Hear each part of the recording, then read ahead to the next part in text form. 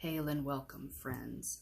This is Tales from the Mirror's Edge with everyone's favorite mirror ghost, Bloody Mary here. These are going to be stories from my childhood that I've experienced throughout my life. Also, I may include some other ghost stories told to me by family members and things like that. These are all 100% true stories.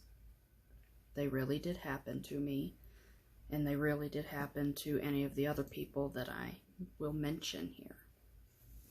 So this is going to be the first in a hopefully long-running series. So these are 100% true stories. I really don't care if you believe me or you don't. That is completely up to you. If nothing else, I hope you enjoy these ghostly tales from the Mirror's Edge. I guess growing up, I've always been able to see and to sense spirits ever since I was little. I grew up in a haunted house, and the trailer that I lived in when I was first born was also haunted. The house I grew up in, though, as a child, is by far the scariest place I've ever, experienced. Everything happened out there. It sounds incredible, the stuff that we went through. It almost sounds like a bad movie at some points. It's a wild tale. I lived there for 13 years before it burned down, and we built it back. And when we moved back in for 2 more years, the activity remained. It didn't go anywhere.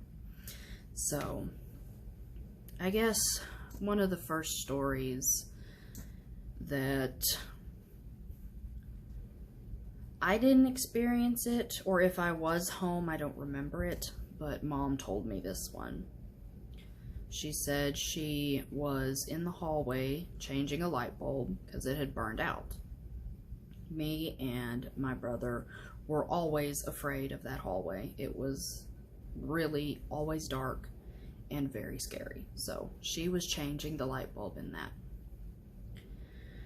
I don't know if I was maybe at school or what it was. I don't think I was home, from what I remember her telling me. My brother was too young to be in school, so he of course was there with Mom. My dad at the time was away at work. She said she was taking down the old light bulb.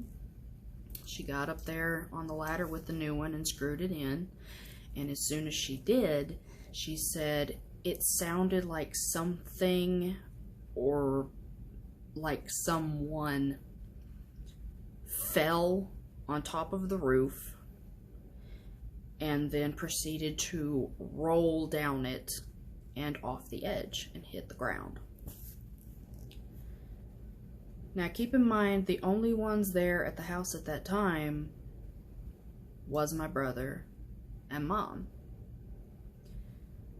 She runs outside with the handgun that we had, thinking somebody's on the roof. There's got to be somebody's on the house. I don't know why they're up there, but I heard them.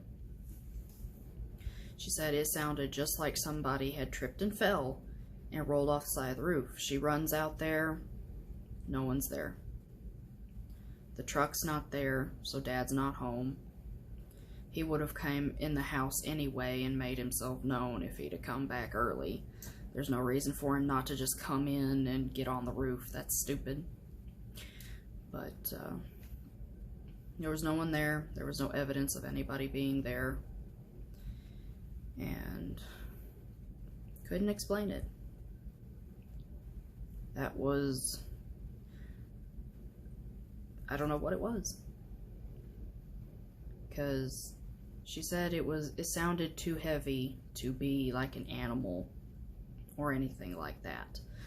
Plus, there was no way for any animal to get on top of our house. There weren't any trees there, you know.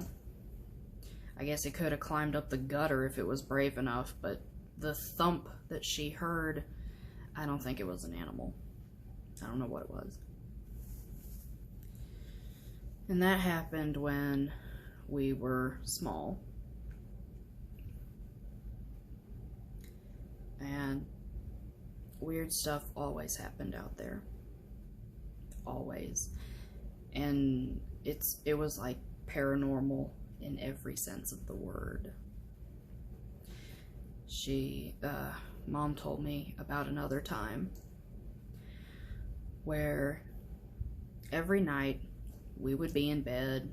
Daddy would probably be in the living room watching TV, or he had already gone to bed, and Mom would sit up and smoke a cigarette. She said every night for about a month or so, she'd be in the kitchen smoking a cigarette, the lights were off, and she could look out our back door window, because we had a kitchen door, like, to the outside, it went out to the back. And she said she could sit and look out that window, and out of our backyard there was a field that butted up against where our yard ended and the field began. And she could see this random, she said it was like a ball of light about the size of maybe a basketball, and it was bright white, and then it would start changing colors like a rainbow prism kind of deal. And she would see it every night. Sometimes it would be stationary, sometimes it would move slowly across the field and out of view. But for about a month there, every single night she saw this thing.